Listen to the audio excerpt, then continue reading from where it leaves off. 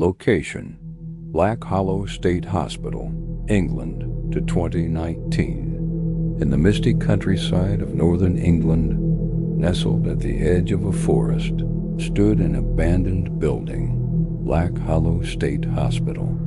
Opened in the 1950s, it had been shut down in 1996 after a sudden and unexplained fire devastated the upper floors. Most people had forgotten it even existed, except for Ward 4B.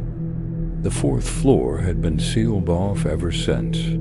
Staff who once worked there refused to speak of it. Records were vague, and any mention of Ward 4B in the archives was either redacted or mysteriously missing.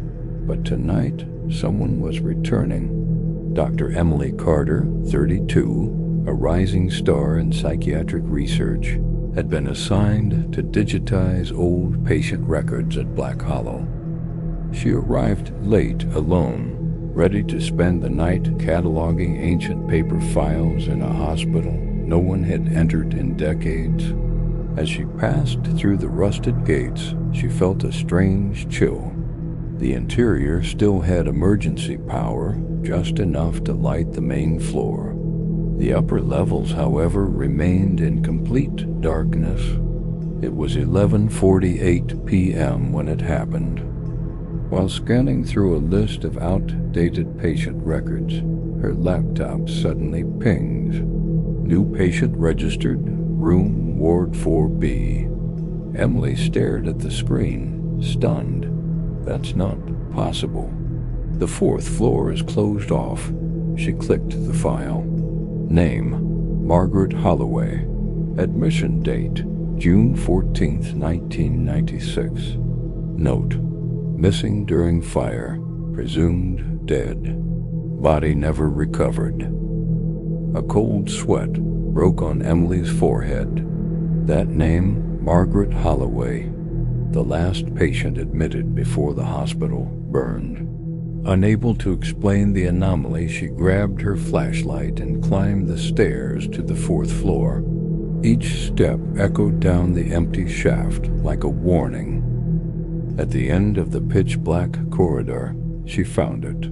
Room 4B. The door was slightly open. Inside was a decaying hospital bed, a broken sink, and peeling wallpaper.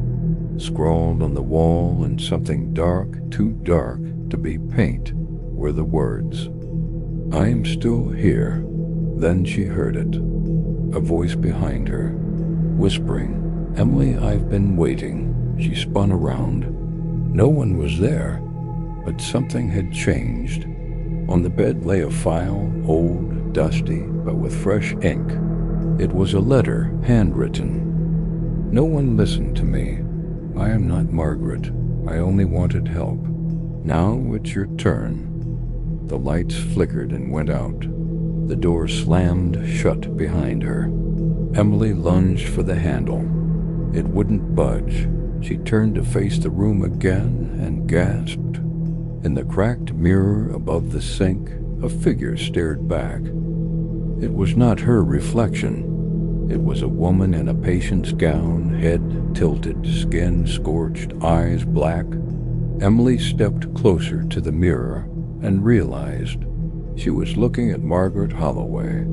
By morning, Emily had vanished.